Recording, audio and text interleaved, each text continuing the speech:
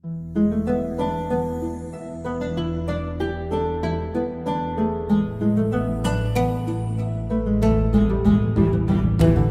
कायल है बस कर्मों का, सम्मान करे सब धर्मों का। वो साथी है मजदूरों का, वो साहस है मजबूरों का।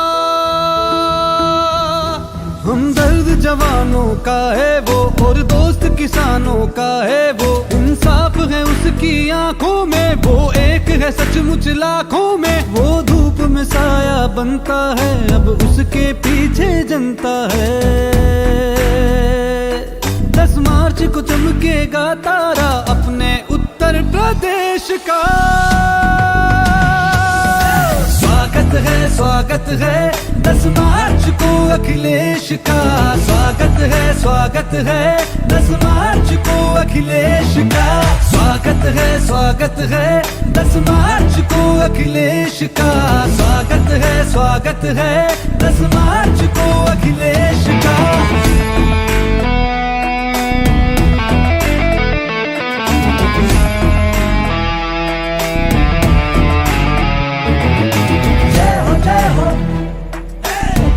जय हो अखिलेश की, जय हो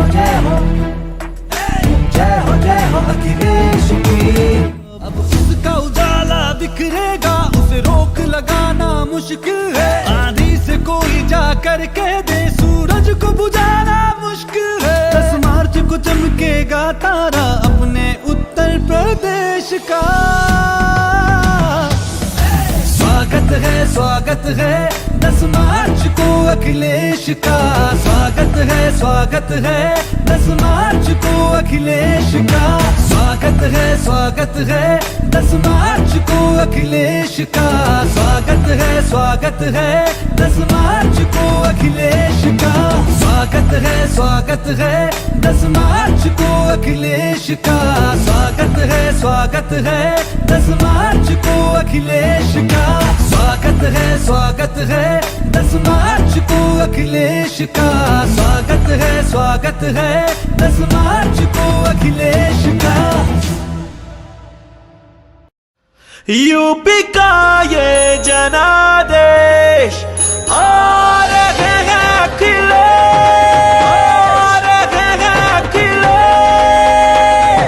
नई हवा है, नई सपा है, नई हवा है।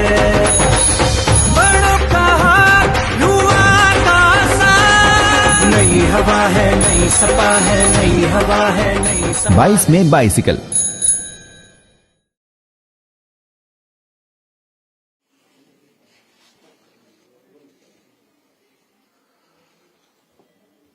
इबादतों की तरह मैं ये काम करता हूं। इबादतों की तरह मैं ये काम करता हूं। मेरा उसूल है, पहले सलाम करता हूं। आप सभी लोगों का खैर मकदम, इस्तकबाल, खुशामदीद, स्वागतम, शुभ स्वागतम। जैसा कि आप जानते हैं कि वर्चुअल रैली का दौर चल रहा है, और वर्चुअल रैली में, डिजिटल रैली में आप हमें देख सकते हैं हमारे पार्टी के ऑफिशियल पेज पे, हमारे फेसबुक पेज पे देख सकते हैं, आप हमें यूट्यूब पे देख सकते हैं, बाइसिकल टीवी पे देख सकते हैं। समाजवादी पार्टी के जितने भी हैंडल हैं, जितने भी पेज हैं, आप लोग हमसे जुड़ते हैं, और जैसे ही हमारी लिंक जाती है आपके पास, आप जुड़ना शुरू हो जाते हैं। आप हमारे साथ कदम से कदम मिलाने को तैयार रहते हैं। चुनाव आयोग की गाइडलाइंस को देखते हुए हम लोग ये फॉलो कर रहे हैं कि वर्चुअल रैली हम लोग कर रहे हैं और हम लोग जा रहे हैं ऑनलाइन। इसी कड़ी में हमारे वक्तागण आते हैं, वो अपनी बात रखते हैं, अपनी बात आपसे शेयर करते हैं, आप उनकी बात सुनते हैं। आज भी एक वक्तागण आपके बीच यहां मौजूद हैं जो अपने विचार रखेंगे और उनकी बात को आप सुनेंगे और दूर तक उनकी बात पहुंचेगी। इससे पहले कि हम शुरू करें, राजधानी में आज सूर्यदेव ने कृपा की है, क्योंकि 4-5 दिन से बहुत ज्यादा ठंड थी हमारे शहर में, बरसात और ये सारी चीजें, तो आज जो है हम देख सकते हैं कि आप लोगों को इस धूप से राहत मिली है कि नहीं मिली है? मिली है। तो आज जैसा कि आप जानते हैं कि नई हवा है, नई सपा है, और आप कंधे से कंधा मिलाकर आप सब यही चाहते हैं कि 2022 यानी 10 मार्च को जो फैसला आए, जो रिजल्ट आए, उसमें आदरणीय अखिलेश यादव जी उत्तर प्रदेश के मुख्यमंत्री बने। ये चाहते हैं आप भी चाहते हैं, हम भी चाहते हैं, और आपकी तालियों ने ये बता दिया है कि उत्तर प्रदेश की जनता भी यही चाहती है। इससे पहले कि हम आज के मेहमान को बुलाएं, हम कुछ बताना चाहते हैं आपसे। थोड़े दिन पहले आपने देखा होगा उत्तर प्रदेश की राजधानी में आदरणीय प्रधानमंत्री जी आए थे और एक कार्यक्रम में वो गए थे, और उसके बाद दूसरे दिन एक तस्वीर वायरल हुई थी सोशल मीडिया पर, जिसमें आदरणीय मुख्यमंत्री जी के साथ कंधे में हाथ रख के कुछ समझा रहे थे। देखी थी तस्वीर किसी ने कि नहीं? देखी आपने जी। तो जब प्रधानमंत्री जी आए उसके बाद हुआ क्या उस दिन, मैं ये हम आपको थोड़ा संक्षेप में बताते हैं। शाम को जब वो यहां से निकले, राजभवन में वो ठहरे, और उसके बाद जब शाम को निकले तो सबसे पहले राजभवन से जैसे ही बाहर निकलते हैं तो साइकिल ट्रैक दिखता है, बहुत शानदार आलीशान साइकिल ट्रैक।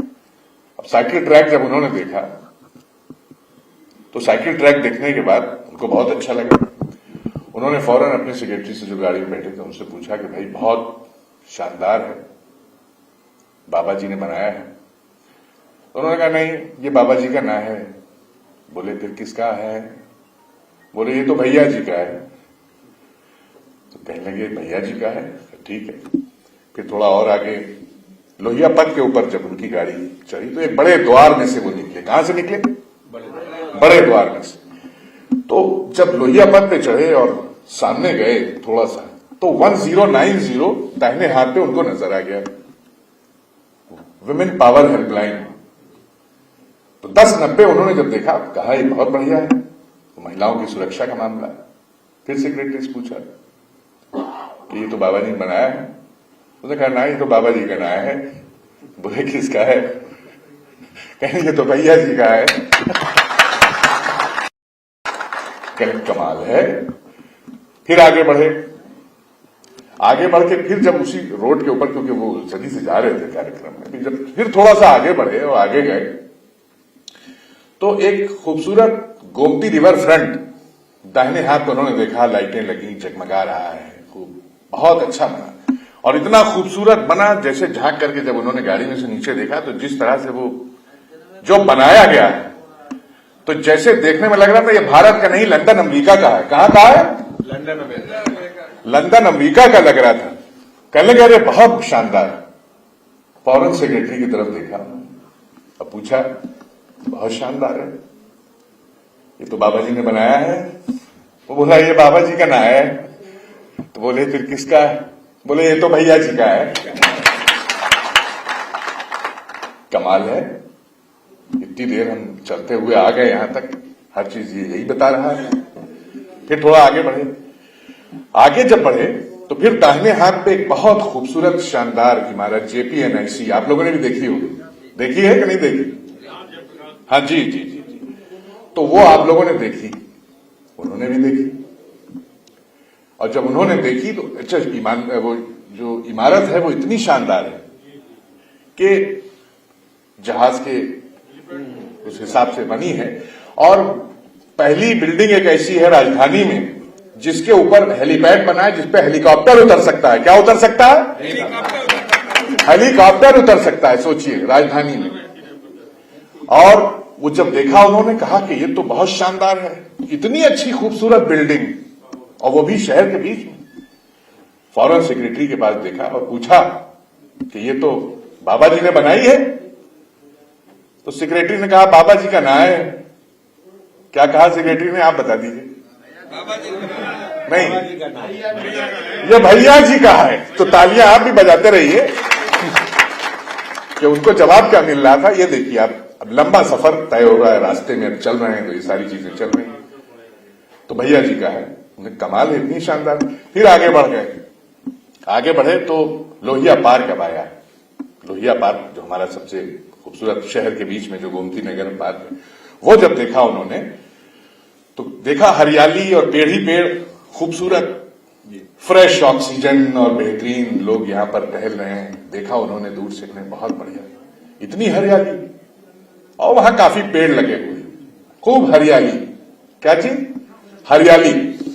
तो हरियाली देख करके फौरन उन्होंने पूछा कि ये तो बहुत अच्छा पार्क है, और शहर के बीच में जहां इतना प्रदूषण रहता है, प्रदूषण के बीच में इतना खूबसूरत पार्क बना दिया। ये तो बाबा जी का है, ये तो शर्तिया बाबा जी का है। बोला ना सर, ये बाबा जी का ना है। तो बोले फिर किसका है? कहिए भैया जी का है। अब उसके बाद आगे निकले, आगे निकल करके जब पहुंचे तो लोहिया अस्पताल देखा था, बहुत अच्छा, लोगों का इलाज हो रहा है, इतना शानदार अस्पताल। फिर वही सवाल पूछा सेक्रेटरी से, और सेक्रेटरी ने वही जवाब दिया कि ये तो भैया जी का है। अब लोहिया अस्पताल के बाद थोड़ा सा आगे चले तो सामने शहीद पथ है। अब शहीद पथ के ऊपर वो चढ़े। किसके ऊपर चढ़े? शहीद पथ पे चढ़े। शहीद पथ पे जब चढ़ गए तो थोड़ा सा आगे बढ़े तो अब देखिए आया सामने इकाना अंतर्राष्ट्रीय स्टेडियम, इंटरनेशनल स्टेडियम, बहुत बढ़िया, शानदार और बेहतरीन, बीच में बना हुआ, खूबसूरत, अंतर्राष्ट्रीय तकनीक से बना हुआ। ऐसा स्टेडियम देखकर बहुत खुश हुए। उनको लगा कि भाई चलो, अभी तक तो हम देख रहे थे वो कुछ सब तो किसी और ने ही बना दिया। उन्होंने कहा कि ये अंतर्राष्ट्रीय सिस्टम, और देखा तो बड़ी बड़ी फ्लड लाइट, 4 लाइट लगी हुई हैं। कितनी? 4 लाइट। और देखा, बहुत खुश हुए। फिर पूछा, फिर उसने आगे से घूम करके, सर ये तो बाबा जी का नाम है। तो बोले किसका है? ये भी भैया जी का है। तो कार्यक्रम स्थल तक पहुंचते पहुंचते उसके बाद उन्होंने मेदांता अस्पताल देखा। ये यहां कौन लाया? ये तो बाबा जी लाए होंगे। कहने लगा ना, ये भी भैया जी लाए हैं। HCL देखा, HCL पूछा, ये कौन लाया? भैया जी लाए हैं। डायल 100 आ गया, डायल 100, ये तो बहुत अच्छी व्यवस्था देखिए, ये तो कौन लाया? भैया जी लाए हैं। पुलिस मुख्यालय, इतना शानदार, समझ रहे हैं अखिलेश जी, अखिलेश कटियार जी हमारे आज वक्ता हैं, ये आपके बीच अपनी बात रखेंगे। पुलिस मुख्यालय जब उन्होंने देखा, शानदार इमारत एक, और फिर पूछा ये क्या है? बोले तो कहने लगे ये किसका है? कहने लगे ये भी भैया जी का है। तो जब सब चीज भैया जी के कार्यक्रम से जब लौट के आए, वो जो दूसरी तस्वीर आप लोगों ने देखी थी सुबह जो वायरल हुई थी अगले दिन, कि कंधे पे हाथ रख के कुछ समझा रहे हैं, तो कंधे पे हाथ रख के यही कहा कि हम तो पूरा शहर जो है गए थे कार्यक्रम में, भ्रमण करके आ गए, आपका काम तो कहीं ना दिखेगा। ऐसा है। उन्होंने एक लाइन में अपनी बात कही, उनके कंधे में हाथ रख के जो वो कह रहे थे, उन्होंने उनसे यही कहा होगा कि बाबा जी तुमसे ना हो पाएगा। इतनी अच्छी टेक्नोलॉजी और इतना अच्छा काम तो सिर्फ एक ही इंसान कर सकता है, एक ही शख्सियत कर सकता है, जिसको हम और आप मिलकर के, और प्रदेश की जनता जिसको मिलकर के 2022 10 मार्च को मुख्यमंत्री उत्तर प्रदेश का बनाने जा रहे हैं, ताकि ऐसी और चीजें बने। और उसके बाद भी जब कोई महान शख्सियत, कोई आदरणीय शख्सियत जब हमारे शहर में आए, तो जब देखे तो लोग उससे यही कहें कि ये तो भैया जी का है, ये तो भैया जी का है। और इसी के साथ हम आमंत्रित करें अखिलेश कटियार जी को, इनके बारे में हम थोड़ी सी आपको जानकारी दें। आप इनको जानते हैं, आप समाजवादी पार्टी के राष्ट्रीय सचिव हैं। उत्तर प्रदेश में अलग अलग जनपदों में जाकर समाजवादी पार्टी की नीतियों, कार्यक्रमों और संकल्पों से समाजवादी पार्टी के कार्यकर्ताओं को अवगत कराकर उनमें जोश और उत्साह भरते रहे हैं। आज भी यही काम कर रहे हैं। प्रदेश के युवाओं, किसानों, बेरोजगारों तथा माताओं और बहनों को उनके हक और अधिकार दिलाने के लिए लगातार संघर्ष करते रहते हैं। लगातार संघर्ष करते रहते हैं। क्या करते रहते हैं? संघर्ष करते रहते हैं। और श्री अखिलेश कटियार जी को जिम्मेदारी समाजवादी पार्टी ने दी है, राष्ट्रीय अध्यक्ष जी ने जिम्मेदारी दी। आप उस जिम्मेदारी को बखूबी निभा रहे हैं। और सबसे जो एक इंपॉर्टेंट चीज है वो मैं बता दूं आपको इनके बारे में।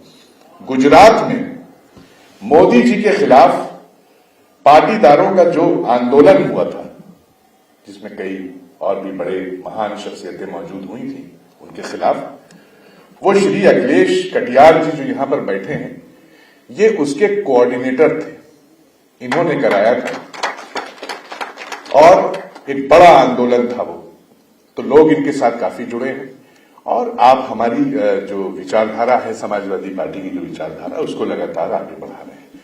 तो आपकी जोरदार तालियां, करतल ध्वनि से इनका स्वागत आप करेंगे। अखिलेश जी, स्वागत है आपका नाम ही इतना अच्छा है, नाम लेते हैं तो अच्छा लगता है, अखिलेश। आइए।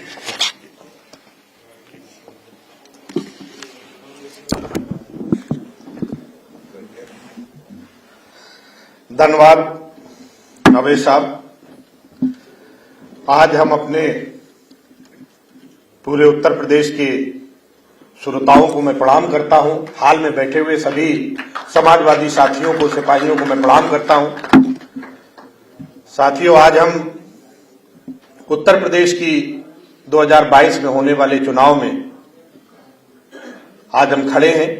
चुनाव चल रहा है और जो चुनाव आचार संहिता लागू है, जो कोविड के कारण हम और हमारे नेता गांव-गांव तक नहीं पहुंच पा रहे हैं, तो हम आज वर्चुअल रैली के माध्यम से अपने नेता के ख्याल, जनता के सवाल और आगे कैसे कैसे बढ़ा जाए किन मुद्दों और सवालों के साथ, उन बातों पे आज हम सब आपके साथ रूबरू हैं। साथियों, आपके साथ एक बात मैं बड़े स्पष्ट तौर पे जो शुरू में कहना चाहता हूं, 70 साल इस देश के लोकतंत्र की यात्रा है और देश का हाल और हालात किसी से छुपे नहीं है। इस देश में अगर कोई समाज, कोई वर्ग, कोई समाज, कोई जाति, अगर कोई गरीब है या कोई वर्ग अमीर है, तो उसके गरीबी और अमीरी का कारण सिर्फ और सिर्फ सरकार की नीतियां हैं, ना उसका कोई भाग्य है, ना कोई कर्म है, ना कोई पिछले जन्मों का उसका कोई पाप है। ये बात 1947 के बाद, आजादी के बाद जब इस देश में संविधान की सत्ता स्थापित हुई, तो ये बात तय हो गया था कि अब इस देश में लोकतंत्र में अब मालिक आप हो गए हो। अब आपकी तकदीर इस देश के संसद भवन और विधानसभाओं में बैठे एक जिस लोकतंत्र को चलाने वाले नेता लिखेंगे और आपकी जिंदगी का दुख और दर्द दूर करेंगे। लेकिन आज ये बात हमें करने की इसलिए जरूरत है कि 70 साल में हम कहां पहुंचे।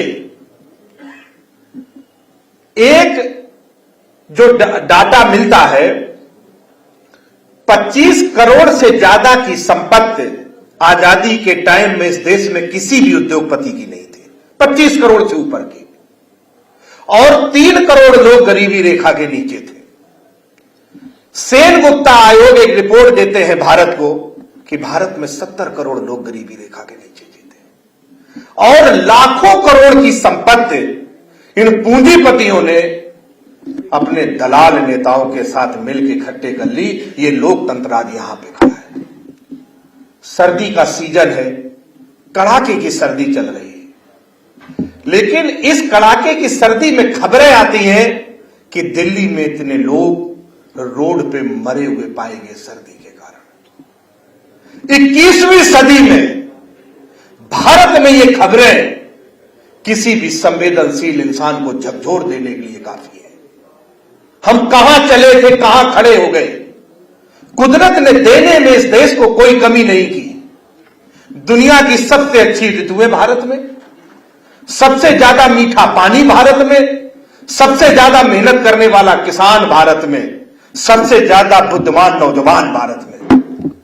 इसके बावजूद सबसे ज्यादा नंगे बदन जीने वाले भी भारत में, सबसे ज्यादा कुपोषित भी भारत में। क्या इस बात के लिए, इस परिणाम के लिए नावेद भाई इस देश के नेताओं को कोसा नहीं जा सकता? कौन जिम्मेदार है? जिस परिवार के पास कारखाना भी हो, जमीन भी हो, मेहनत करने वाले नौजवान भी हो, सारे कुछ हो, इसके बावजूद भी अगर वो परिवार कोई कर्ज में डूबा है, उसके पास खाने को नहीं है, जीवन यापन के साधन नहीं है, तो निश्चित तौर पर उसके मुखिया को ही जिम्मेदार माना जाएगा, कोई और नहीं। आज ये समीक्षा करने की बात है। इस देश के समाजवादियों ने लड़ाई लड़ी, और अगर इस देश में आज कुछ भी किसानों तक, मजदूरों तक पहुंचा है तो सिर्फ इस देश के समाजवादी नेताओं की वजह से पहुंचा है, और कोई दूसरे लोग नहीं थे जो लड़े। चाहे किसान की मलकियत हो, जमीन का मालकाना हक, या आरक्षण के माध्यम से थोड़ी बहुत हिस्सेदारी हो, अगर कुछ भी जमीन तक पहुंच पाया तो ये काम सिर्फ समाजवादियों ने किया है। साथियों, चुनाव का टाइम है।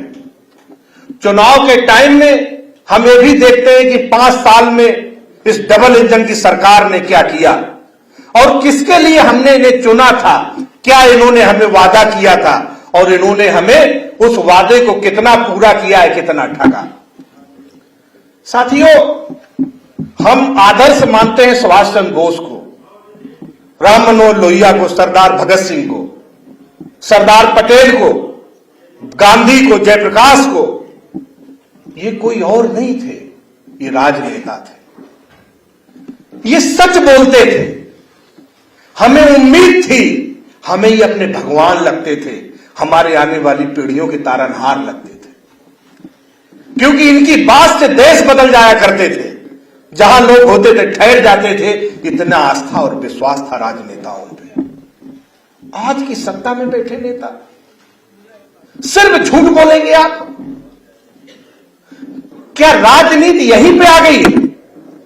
आप कुछ भी बोलोगे, सिर्फ झूठ बोलोगे, आंकड़े दोगे तो छलाने वाले दोगे, बातें बताओगे तो ठगने वाली बताओगे। राजनीति को यहां लाके खड़ा कर दिया। इस देश के समाजवादी नेताओं ने कहा था कि अब तुम्हारा भाग्य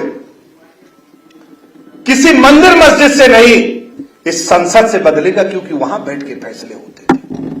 आज हमको कहा जाता है कि कोरोना में कोई नहीं मरा, इस देश में कुछ खराब नहीं है, सब ठीक चल रहा है, सबको देश तरक्की की तरफ चला जा रहा है, हम स्वावलंबी होते जा रहे हैं। हर चीज के झूठे आंकड़े, हर चीज की झूठी बातें। ये राजनीति तो नहीं चलेगी। इस राजनीति को रोकना भी हमारा, आपकी जिम्मेदारी है, और रोकने का एकमात्र तरीका ये चुनाव है, और हमारे पास कोई दूसरा माध्यम नहीं है। आप आंदोलन करो तो आप आंदोलन जीवी हो गए। अरे भाई, लोकतंत्र में लोहिया जी कहते थे कि कहने और सहने की मर्यादा से लोकतंत्र चलता है। अभिव्यक्ति की आजादी हमें हमारा संविधान देता है, लेकिन तुम लाठी चलवाते हो। एक एक साल किसान बैठे रहे, 700,000 किसान मर जाते हैं, और इस देश की सत्ता के कान पे जू नहीं देखता। आखिर कौन से नशे में मद के चू रहे हैं आप? कौन सी तानाशाही का आपको जज्बा शामिल है कि आप हमारे भगवान बन गए? ये खद्दर का कुर्ता, इस देश का संविधान मुझे जनता की सेवा करने के लिए और उसके सामने विनम्र होकर चलने के लिए आचरण देता है, घमंडी के लिए नहीं। लेकिन ये अदा कि कोई बात हो हम सुनेंगे नहीं, हम 25-25 लाख के कपड़े पहन के इस गरीब जनता को चढ़ाने और उसको ठगने का काम करेंगे। पूरे देश में जब कोरोना के वजह से एक एक घर में, एक एक आंगन में मौत नाच रही थी, तो भारत के प्रधानमंत्री अपने लिए सुंदर घर बनाने का नक्शा तैयार कर रहे थे। ऐसा संवेदनशील नेता, ऐसा संवेदनशील नेता, और ये कहते हैं कि हम जनता के सेवक हैं। साथियों, हम गांधी, पटेल, अंबेडकर, लोहिया की परंपराओं को जिंदा रखेंगे। ये संकल्प भी हम लेते हैं। राजनीति को गंदा नहीं होने देंगे, ये संकल्प भी हम लेते हैं। और राजनीति से तुम जितनी मर्जी कोशिश कर लो और ये मैसेज देने की कोशिश करो कि राजनीति बेकार है, कलंकित हैं, हम जैसे झूठे और मक्कार ही राजनीति करेंगे, ये हम बात भी बदलेंगे, ये सच भी बदलेंगे। समाजवादी नीतियों से ये देश चलेगा और हम लोहिया और गांधी और जयप्रकाश, डॉक्टर अंबेडकर के आदर्शों को मिटने नहीं देंगे। यही सीखा है मैंने अपने नेता माननीय अखिलेश यादव से, यही सीखा है हमने अपने नेता माननीय मुलायम सिंह यादव से। और इस देश के एक एक नौजवान की आंख में जो तुमने आंखों को थोथा कर दिया है, राजनीति से नाउम्मीद करने की जो तुमने कोशिश की है, संघ के लोगों, ये हम नाउम्मीद होने नहीं देंगे। समाजवादियों के ऊपर ये जिम्मेदारी है कि आज भी ये आस रहे कि तुम्हारी तकदीर अगर बदलेगी तो राजनीति से बदलेगी, समाजवादी विचार से बदलेगी, अखिलेश यादव के राज से बदलेगी। ये संसद, सरकार की नीतियां किस तरीके से जिम्मेदार है, इस पे भी हम आगे बात करेंगे। आप अच्छी से अच्छी बात करना और गंदे से गंदा काम करना भारतीय जनता पार्टी ने इसने अब चरित्र बना लिया है। बेटी बचाओ और बेटी पढ़ाओ का नारा देते हो, इसके और जमीन पे हाथरस जैसे कांड होते हैं, हिंदू कहते हो, रात में पेट्रोल डाल के अंतिम संस्कार भी कर देते हो, बलात्कार के आरोपियों को बरी भी करते हो। क्राइम का रेट उत्तर प्रदेश में महिलाओं के साथ उत्पीड़न का दुगना हुआ और नारा आज भी यही है कि बेटी बचाओ बेटी पढ़ाओ। कैसी बात है। दूसरी बात, हमारे प्रधानमंत्री बोलते हैं देश नहीं बिकने देंगे, देश नहीं झुकने देंगे। आप एक बात बिल्कुल गांठ बांध लें, भारतीय जनता पार्टी के नेता जो बात बोलते हैं वो कतई नहीं करते और जो करते हैं वो कतई नहीं बोलते, ये उनका चरित्र है। सरदार पटेल जी ने इसीलिए आरएसएस, जो भारतीय जनता पार्टी का मदर संगठन है, उस पे इसीलिए प्रतिबंध लगाया था कि ये लोग देश को बांटेंगे, नफरत फैलाएंगे, देश का अमन चैन खतरे में डालेंगे। ये लोग भारत के लिए अच्छे लोग नहीं हैं, ये सेवा करने वाले लोग नहीं हैं, इस देश को गलत राह पे ले जाने वाले लोग हैं। इसलिए सरदार पटेल जी ने इस पे प्रतिबंध लगाया था आरएसएस पे। आज सारे संस्थान जो फायदे में चल रहे थे, आपने सबको बेचने पे लगा दिया। नारा देते देश नहीं बिकने देंगे, देश नहीं झुकने देंगे, और चीन आपके घर में आके आपको आंख दिखाता है, आप बताने को भी तैयार नहीं हो। बांग्लादेश जैसा छोटा सा पड़ोसी, वो आपके अंदर कहता है कि भारत ने भी मेरी जमीन कब्जा की, उस पर भी आप बात नहीं करते। सिक्किम के अंदर चीन वाले गांव पे अपना दावा कर रहे हैं, लेकिन उस पर भी प्रधानमंत्री कोई बात नहीं बोलते, कहते हैं देश नहीं बिकने देंगे, देश नहीं झुकने देंगे, और सबका साथ और सबका विकास का नारा देके पिछले 8 सालों में जिस तरीके से आम आदमी की जेब पे और उनके अधिकारों पे तुमने डाका डाला है, ये किसी की से छुपी हुई बात नहीं है। आपने सिर्फ अडानी और अंबानी और गुजराती व्यापारियों का साथ दिया है, जनता का साथ तो आपने कहीं दिया नहीं। अच्छे दिन का खूब सपना दिखाए आप, लेकिन महंगाई आप कहां लेके खड़ी कर दिए। 350 का सिलेंडर भी आप 1000 रुपए में बेचने लगे, यही अच्छे दिन है। आप शाम को घर से बाहर महिलाएं निकल नहीं सकती, यही अच्छे दिन है। 100 रुपए में डीजल बिक रहा है, यही अच्छे दिन है। रोजगार तुमने छीन लिए, यही अच्छे दिन है। आंदोलन के नाम पे अगर कोई नौजवान निकले तो लाठी चलाते हो, यही अच्छे दिन है। ये कौन से अच्छे दिन है? इन्हीं दिनों के लिए हमने आपको सत्ता में बिठाया था और आप हमारे सेवक बनने की बात करते थे। अरे सेवक तो छोड़ो, आप हमारी छाती पे खून पीने का काम कर रहे हो। ऐसा सेवक नहीं चाहिए, माफ कर दो। और अब उत्तर प्रदेश आपसे मुक्ति चाहता है और समाजवाद की राह चलने के लिए तैयार है। 2022 में माननीय अखिलेश यादव जी के नेतृत्व में ये अच्छे दिन के नाम पे जो तुमने थोपा है, इसे खत्म, इससे मुक्ति मिलेगी। और आप संविदा पे हमारे नेताओं के साथ, जब हमारे नेता आपके साथ बातचीत या जनता के बीच में जो बोलते हैं, आपने कहा था हम रोजगार इतने देंगे। एक छोटी सी बात जो आम आदमी की समझ में आती है, भाई जब संविदा पे आप नौकरियां निकालते हो और आप पैसा भी पूरा पे करते हो, ऐसा तो है नहीं कि संविदा पे नौकरी देने से आपको कम पैसा देना पड़ता है। जब पैसा उतना ही देना पड़ता है तो आपको संविदा में कर्मचारी चाहिए क्यों? आप सरकारी नौकरी क्यों नहीं देते सीधा? क्योंकि उसमें आरक्षण देना पड़ेगा, उसमें दलित पिछड़ों का हक चला जाएगा, और अगर दलित पिछड़े को अपना अधिकार मिल जाएगा तो तुम्हें तकलीफ होगी, इसलिए तुमने जानबूझ के संविदा डाली। मेरे नेता ने कहा कि ये गलत तरीके जो तुमने 59,000 जो भर्ती में तुमने पिछड़ों और दलितों का अधिकार मार लिया, ये दलित और पिछड़ा इस बात को भूलेगा नहीं। आप बात करते हो कि हम इस देश में एक तरीके का समाज बनाना चाहते हैं, पिछड़ों और दलितों की नौकरियां मांगते हो। योगी जी, उत्तर प्रदेश में 130 जो आईएएस बनते थे दलित पिछड़ों के यहां से, उसको लेटरल एंट्री के तहत 130 लोगों को आपने सीधे क्लास 1 में आईएएस बना दिया। वहां भी दलित पिछड़ों के हक खा गया, और रहनुमा बनते हो आप हमारे।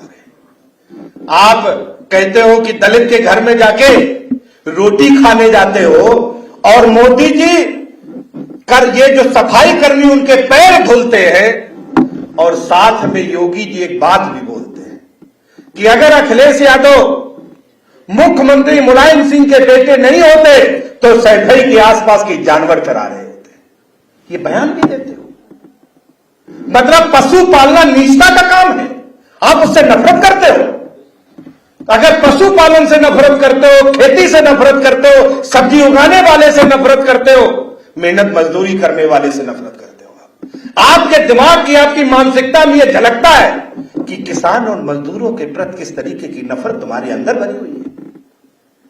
आप जब मुख्यमंत्री बनते हैं हमारे नेता, और उसके बाद जब बाबा मुख्यमंत्री की शपथ लेते हैं, तो उस घर को आप गंगा जल से धुलवाते हो, उधर मजदूरों के पैर धुलते हो, दलितों के घर में खाना खाते हो, और इसके बाद इस देश के किसान के बेटे को और पूरे किसानी कौम को आप इस तरीके से बेइज्जत करने का काम करते हो। क्या ये बात इस देश की जनता समझती नहीं है?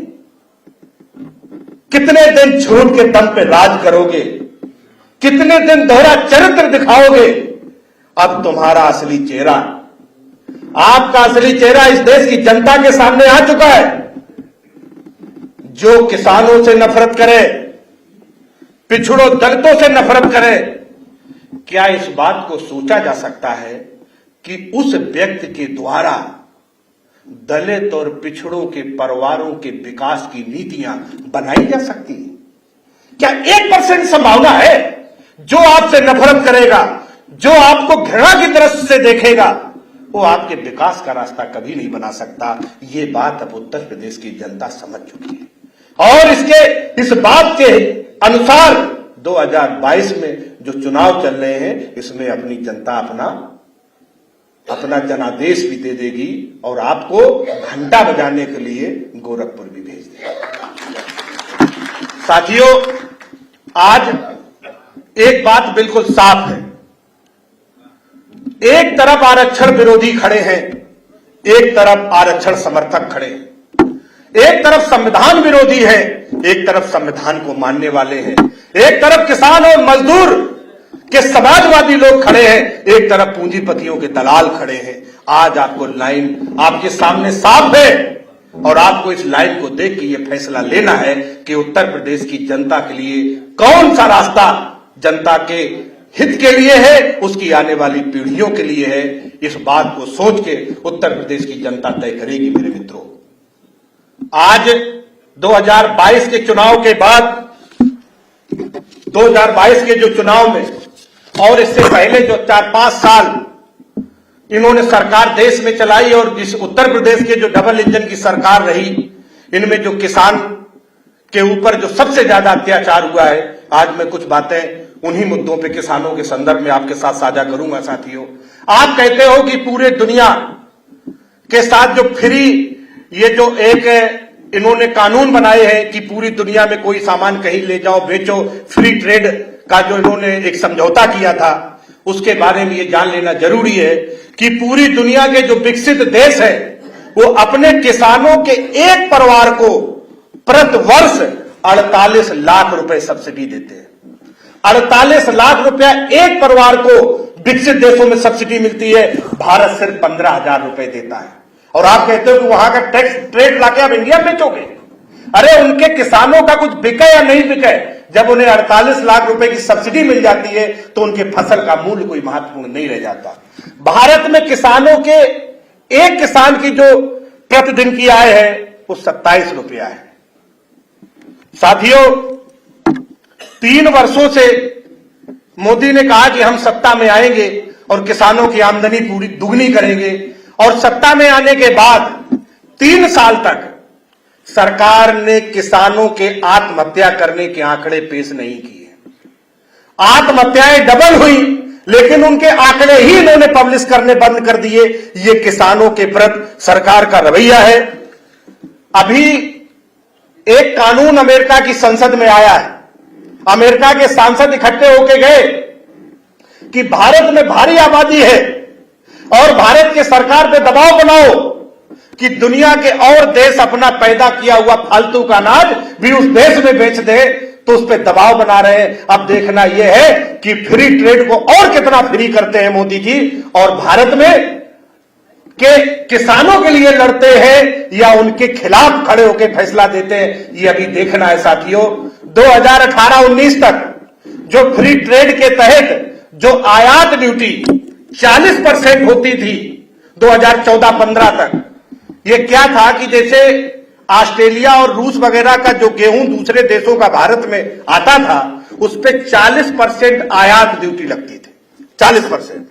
तो वहां का गेहूं भारत के किसानों की मूल्य से महंगा हो जाता था, इसलिए वो यहां पे नहीं आ पाता था उतनी तादाद में। उसको पहले 30%, फिर 20%, फिर 10% तक लेके खत्म किया था मोदी ने आके। अब ऑस्ट्रेलिया का गेहूं भारत का चीनी जो आटा मिल का मालिक लेके पीसेगा, आपका कोई गेहूं कोई क्यों लेगा? बाद में थोड़ा बहुत आयात शुल्क इन्होंने बढ़ाया है। आप किसानों की बात करते हो, लेकिन पीठ पे अपने कायदे कानून से आप उन पे खंजर भोगते हो। एमएसपी, मोदी जी 2012 में जब गुजरात के ये मुख्यमंत्री थे, तो वहां पे एक कमेटी बनी थी और उस कमेटी के कंज्यूमर अफेयर्स कमेटी थी, उसके चेयरमैन मोदी जी थे। और मोदी जी ने कहा था, अपनी जो रिपोर्ट सबमिट की थी उसके B4 नंबर पॉइंट में मोदी ने कहा था एज ए मुख्यमंत्री रहते हुए कि ये जो एमएसपी को कानून बनाए बगैर एमएसपी को किसानों का भला नहीं हो सकता। ये 2012 में मोदी जी ने कहा था, पूरे देश के मुख्यमंत्रियों के उसमें प्रधानमंत्री को रिपोर्ट भेजी थी। अब जब आप खुद प्रधानमंत्री हो तो आपको अपनी रिपोर्ट याद नहीं, आप एमएसपी का कानून बनाने को तैयार नहीं हो, लफाजी करने के लिए आपके पास टाइम है। तो आप किसानों के हितैषी होने हैं या पाखंड होने की बात करते हैं, इस बात पे भी आपको देखना पड़ेगा। अगर एमएसपी का कानून बन जाता तो पिछले 10 सालों में जो किसानों को उनकी मूल्य मिलता, उसमें करीब 48,000 करोड़ रुपया किसानों के पास ज्यादा जाता, और किसानों पर ऋण टोटल 12-13 हजार करोड़ का है। तो आप उनका ऋण भी निकाल दें तो भी 32 से 33 हजार करोड़ किसानों का हक मारे मोदी सरकार बैठे हैं अपनी रिपोर्ट के मुताबिक। ये बात मोदी जी को क्यों नहीं समझ आती? इस बात पे भी आज उनसे बात होनी चाहिए। साथियों, जो फसल बीमा योजना है, फसल बीमा योजना पिछले 1 साल से गुजरात में नहीं है, पूरे देश में है। और पिछले 8 सालों में 25,000 करोड़ का फायदा फसल बीमा योजना करने वाली कंपनियों को हुआ है।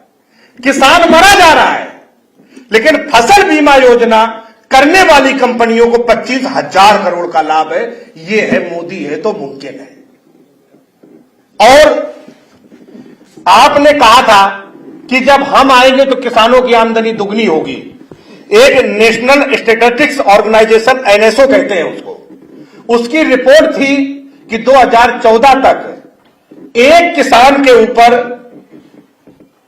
47,000 रुपए का कर्जा पर किसान के ऊपर आता था। अब 74,000 रुपए है। ये ताजा रिपोर्ट है। किसान के ऊपर लगभग कर्ज दुगना हो गया, बीमा कंपनियां बढ़ गई, उद्योगपति मालो माल हो गए। लेकिन आपके बात समझ नहीं आई। यह है मोदी जी का किसान प्रेम। साथियों, उत्तर प्रदेश में पिछले 5 साल में बाबा ने खूब ढिंढोरा पीटा कि हमने 70 लाख टन धान की खरीद की। यहां बहुत सारे किसान लोग बैठे हुए हैं। धान की खरीद 1950 के आसपास मिनिमम समर्थन मूल्य था। 1400, 1500, 1300 से ज्यादा किसी किसान को मूल्य नहीं मिला। बिचौलियों ने कांटे लगाए और उनके माध्यम से 1 कुंटल पे 500, 600, 700 रुपए का नुकसान 1 कुंटल में एक किसान को हुआ है। और आप कहते हो कि हम 6,000 रुपए किसान सम्मान निधि देंगे। आपने किसान को जहां से संभव हुआ वहां से आपने लूटने का काम किया है। ये भारतीय जनता पार्टी और बाबा का किसानों के लिए जो पूरा चिट्ठा है, इससे बिल्कुल साफ होता है कि किसानों के प्रति इनके बोलने की बात दूसरी है और अंदर से बात दूसरी है। ये चीज साथियों साफ होती है। और एक पिछले 20 सालों का एक डेटा एक संस्था ने पब्लिश किया कि पिछले 20 सालों में किसानों के ऋण आपने माफ कैसे किए, कितने किए, ये तो पूरे देश का किसान जानता है। लेकिन कारपोरेट घरानों को जो टैक्स में आपने छूट दी है, माफ नहीं किया है, जो छूट दी है वो 50 लाख करोड़ की है। 50 लाख करोड़ रुपए की कारपोरेट को आपने टैक्स में रियायत दी है।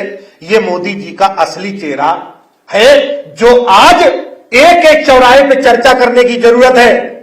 सरकार की नीतियों के वजह से आप गरीब हैं, सरकार की नीतियों के वजह से आप अनपढ़ हैं, सरकार की गलत नीतियों के वजह से आपका अस्पताल में इलाज नहीं हो रहा। अगर आज कोरोना में हम एक एक व्यक्ति डरे और सहने रहे, उसका कारण कुछ और नहीं था, सरकार की नीतियां थी।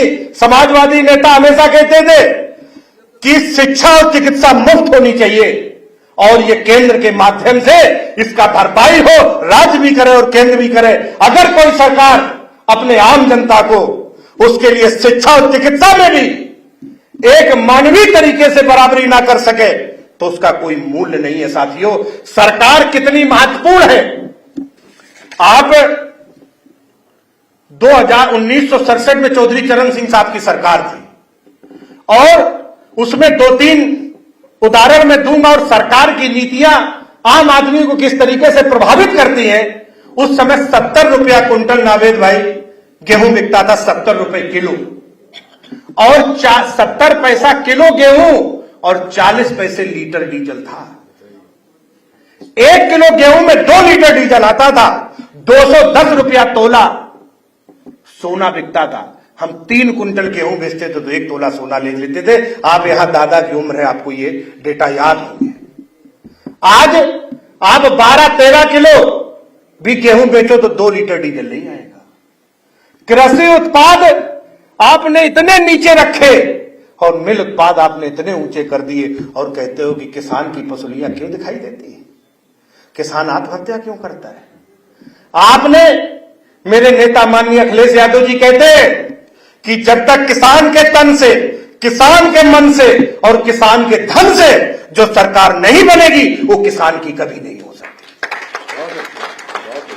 ये पूंजीपति का तन, पूंजीपति का मन और पूंजीपति के धन अडानी और अंबानी के लिए, अडानी और अंबानी के पैसे पे, अडानी के जहाज पे चढ़ के जो अपनी छाती खोल के तुम्हारे लिए बखान करते हैं, वो दोस्त तुम्हारे मुक्ति का मार्ग कैसे बनाएंगे, तुम्हारे विकास का रास्ता कैसे तैयार करेंगे, तुम्हारे बच्चों का भविष्य की बुनियाद कैसे डालेंगे, ये कभी नहीं हो सकता।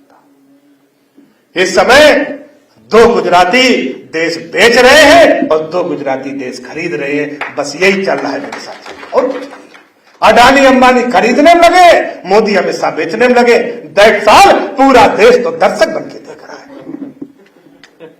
लेकिन समाजवादियों ने ये गांठ बांधी है कि इस तरीके से किसान और मजदूरों के हितों पे डाका हम बर्दाश्त नहीं करेंगे। ये जो लाल टोपी है हमारी, ये किसानों के सपनों को बचाने का क्रांति का प्रतीक है। ये लाल रंग, जब जब तुम गलत काम करोगे सपने में हम तुम्हें लाल टोपी लगाई दिखेंगे, और जरूरत पड़ेगा तो कोई भी कुर्बानी के लिए तैयार है, लेकिन संविधान नहीं खत्म होने देंगे। ये मेरे नेता का संकल्प है। माननीय अखिलेश यादव जी ने कहा ये चुनाव सरकार बदलने का नहीं, लोकतंत्र बचाने का और संविधान बचाने का चुनाव है।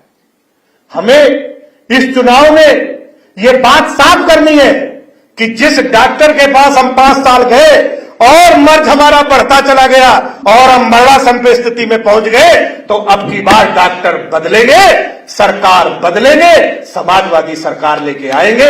ये संकल्प उत्तर प्रदेश के एक एक नौजवान ने किया है। मेरे साथियों, एक छोटी सी जानकारी, आप सब लोग किसान हैं। उत्पादन एक मूल्य अलग होता है और एक लागत मूल्य होता है। भारत सरकार के पास अपने कृषि के फार्म है, जहां पे बिल्कुल टाइम पे बिजली है, पानी है, एकदम बेहतरीन बीज है, सरकार अपनी खाद देती है, उसमें डॉक्टर भी होते हैं चेक करने वाले। उससे बेहतर खेती किसान नहीं कर सकता जैसी फार्मों में होती है। और जो फार्म में गेहूं और धान का जो लागत मूल्य है, लागत मूल्य वो 27.5 रुपए धान का है और 26.5 रुपए गेहूं का है। ये लागत मूल्य है। और आप कहते हो कि हम एमएसपी से डबल 1.5 गुना करेंगे। अरे तुम लागत मूल्य नहीं देते। जो तो ये रिपोर्ट माननीय नरेश उत्तम पटेल जी ने योगी सरकार से मंगाई थी और उस पर इन्होंने जवाब दिया कि लागत मूल्य है। लागत मूल्य दोगे नहीं।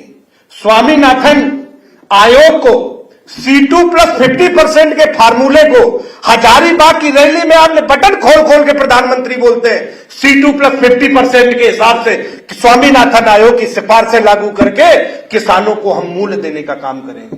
C2 प्लस 50% क्या? आपके जो ट्रैक्टर है, जो हल है, जो आपकी खेती का किराया है, जो उसमें आप काम करते हो उसकी मजदूरी है, जो उसमें बीज डालते हो उसका मूल्य है, उसको पूरा निकाल के और उसका 1.5 गुना किया जाए।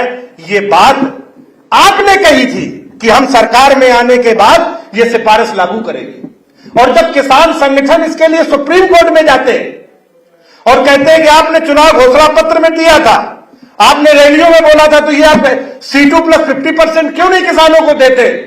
तो चट्टोपाध्याय और जस्टिस रमन्ना की बेंच में सरकार के लोग जाके एफिडेविट देते हैं कि हम ये नहीं कर सकते, ये संभव नहीं है। हर बात पे झूठ। तुमको जनता को ठगने के लिए, अपनी सरकार बनाने के लिए आप सिर्फ झूठ बोलोगे और जब सरकार में आओगे तो आप कुछ भी करोगे। ये बात तो ठीक नहीं है। ये जनता इसका जवाब देगी। जनता तुम्हें जवाब देगी। और 2022 में बाबा को गोरखपुर भेजने का काम करेगी। ये उत्तर प्रदेश की जनता ने साथियों तय कर लिया है। छुट्टा जानवर छोड़ दिए। आज हम दिन भर घर में रहे, एक आदमी घर में है तो दिन भर वो खेत पे रहे, जाके रात में भी सोए। ये कौन सी बात है भाई? किसान घर में आराम से सोए, आपको ये भी मंजूर नहीं है रैलियों में ना जाए, अपने बच्चे के स्कूल ना जाए, अपने एक व्यवहारिक जीवन ना जी ले। उसके लिए आपने जानवर छोड़ के इंतजाम कर दिया उसके पूरे तरीके से बिजी रख देने का। मेरे नेता माननीय अखिलेश यादव जी ने साफ कहा कि ये बुल और बुलडोजर और ये बाबा, ये कुछ नहीं चाहिए। उत्तर प्रदेश को विकास पे रास्ते ले जाने वाला एक सत्ता चाहिए, एक नेता चाहिए और समाजवादी विचार चाहिए। साथियों, उस चीज की तरफ हम सब लोग आगे बढ़ेंगे और उत्तर प्रदेश को नई दिशा में ले जाने के लिए समाजवादी नीतियों वाला, समाजवादी विचार वाला, समाजवादी जो नक्शा होता है, क्योंकि हम लोग यथास्थितिवाद की राजनीति नहीं करते, समाजवादी बदलाव की राजनीति करते हैं। और भारतीय जनता पार्टी के नेताओं ने पूरे 5 साल इस डबल इंजन वाली सरकार ने आपको लाइन में लगा के रखा।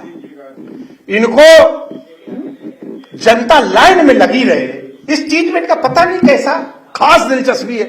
आप नोटबंदी करके आए तो आपने जनता को एटीएम और बैंकों में लाइन में लगाया, और उस एटीएम और बैंक में लाइन लगे हुए सैकड़ों लोग मरे हैं। लाइन में लगा के आप मार देंगे। लॉकडाउन किया तो रेलवे स्टेशन, बस स्टैंड और रोडों पे लाइन लगा दी आपने, वहां सैकड़ों लोग मर गए। इसके बाद अस्पतालों के बाहर आपने लाइन लगा दी, उसमें लोग मरे। और ये लाइन वहीं खत्म नहीं हुई, जो एटीएम से लाइन शुरू हुई थी आपने शमशान घाट तक लाइन में लगा दिया। ये जनता 2022 में भारतीय जनता पार्टी को लाइन में लगाने का काम करेगी। ये संकल्प भी उत्तर प्रदेश ने किया है। साथियों,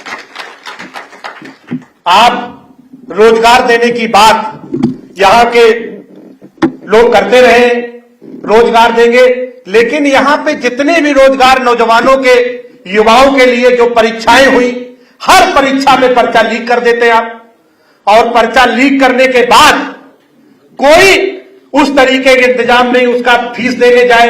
आजकल जो पर्चा लीक होने का जो बड़ा व्यवसाय है, उसके पीछे सरकार की मानसिकता है, सरकार की मर्जी के बगैर ना कोई पर्चा लीक हो सकता है, ना उसमें कोई दलाली हो सकती है। पूरे 5 साल में कोई रोजगार नहीं दिया, रोजगार के नाम पे सिर्फ घोटाले किए। एक पर्चा लीक कराइए और करोड़ों लाखों अरबों रुपए में बेच दीजिए उसकी प्रतियां, और आप हाथ छाड़ के खड़े हो जाइए। ये नए तरीके के घोटाले जो भारतीय जनता पार्टी के शासनकाल में शुरू हुए, इस पे भी ये जनता रोक लगाएगी।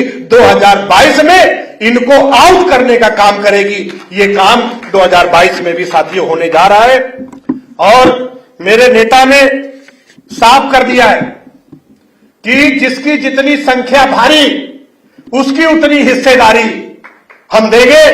पहले आते ही 3 महीने के अंदर हम जातिगत जनगणना कराने का काम करेंगे, जो पिछले कई साल से इस देश की सरकारें रोकती आई है। मेरे नेता ने कहा कि अगर हम सरकार में आए तो 300 यूनिट बिजली फ्री मिलेगी, किसानों को सिंचाई मुफ्त होगी, आईटी के रोजगार,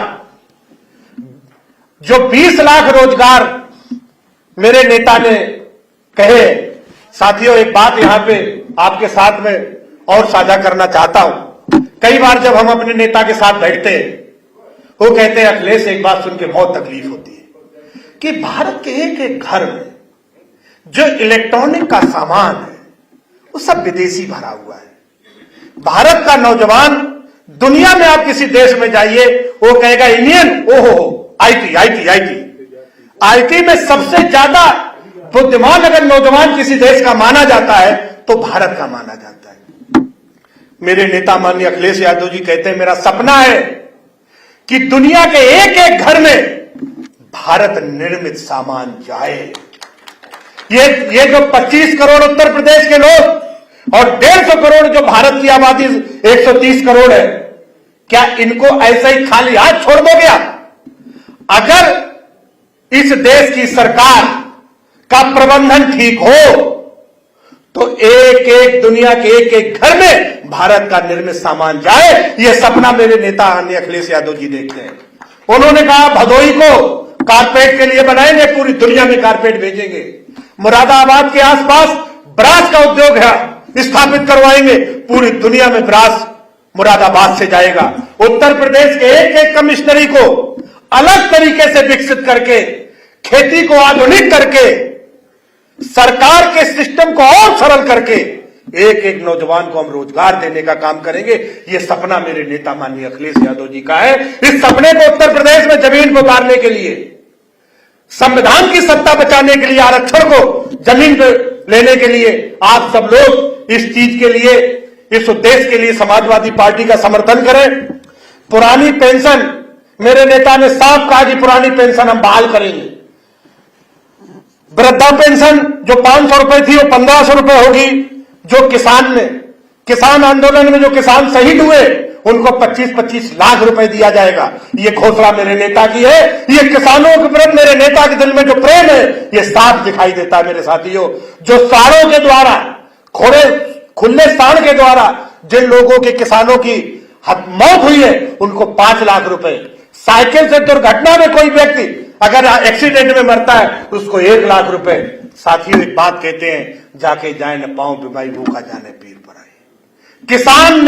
किसान के घर में जन्म लिया माननीय मुलायम सिंह यादव, उन्हें पता है कि मेहनत का महत्व क्या है। मेरे नेता हर समय ये बात कहते हैं, अखिलेश ये बात समझ नहीं आती कि इस देश में हम मानते हैं कि पूंजी श्रम का संचित रूप है, मेहनत किए पैसे आते हैं, ज्यादा मेहनत ज्यादा पैसे, लेकिन जो जितना ज्यादा मेहनत करता है उतना ज्यादा गरीब है, जो जितना ज्यादा मक्कार चापलूस है वो उतना ज्यादा संपन्न है। इस सर के बल खड़ी अर्थव्यवस्था को मुझे पैरों पर के बल खड़ा करना है, इसलिए मुझे सत्ता में आना है। ये सपना है मेरे नेता माननीय अखिलेश यादव। इस सपने के लिए मैं आपसे सहयोग मांगने आया हूं। हम चाहते हैं कि इन किसान के लिए, किसान की जो फसल बीमा योजना है इसको भी और व्यवहारिक बनाया जाएगा और उत्तर प्रदेश को एक विकसित राज्य माननीय समाजवादी नीतियों में मिलेगा।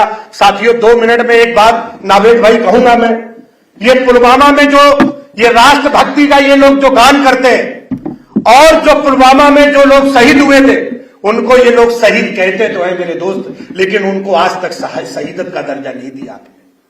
वो शहीद हुए, शहीद का दर्जा नहीं दिया।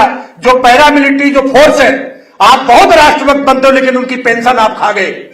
आगरा में पुलवामा में शहीद एक महिला को आगरा जिले के कर्मचारियों ने 1-1 दिन का वेतन दान किया था। योगी जी आप उसका वेतन खा गए, उस शहीद का हक खा गए।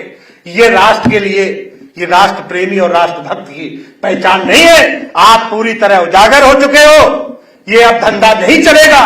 उत्तर प्रदेश में 2022 में बदलाव होगा, किसान और नौजवान का इंकलाब होगा, 22 में बदलाव होगा, समाजवादी पार्टी की सरकार बनेगी, संविधान की रक्षा होगी, आरक्षण बचेगा, एक नई धारा बढ़ेगी, किसान और नौजवानों के घरों में खुशहाली आएगी, शिक्षा होगी। और इस नेता ने एक्सप्रेस वे बना के मेरे नेता ने एक गति दी एक्सप्रेस के रूप में, मेट्रो के रूप में रफ्तार दी, बिजली के कारखाने की चमक दी और अभिनव समाजवादी अभिनव स्कूल के माध्यम से नई उम्मीद थी। इन कामों के लिए, इन संघर्ष के लिए, उत्तर प्रदेश के लिए, आगे की योजनाओं के लिए आप सब लोगों से मैं सहयोग मांगता हूं कि आप माननीय अखिलेश यादव जी के साथ खड़े हो, उत्तर प्रदेश में नई सरकार बनाए। बहुत बहुत धन्यवाद। जय समाजवाद, जय अखिलेश यादव।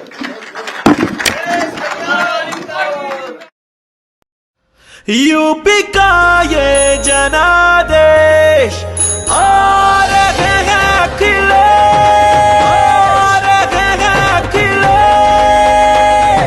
नई हवा है, नई सपा है, नई हवा है, बड़ों का हाथ, युवा का साथ, नई हवा है, नई सपा है, नई हवा है, नई सपा। 22 में बाइसिकल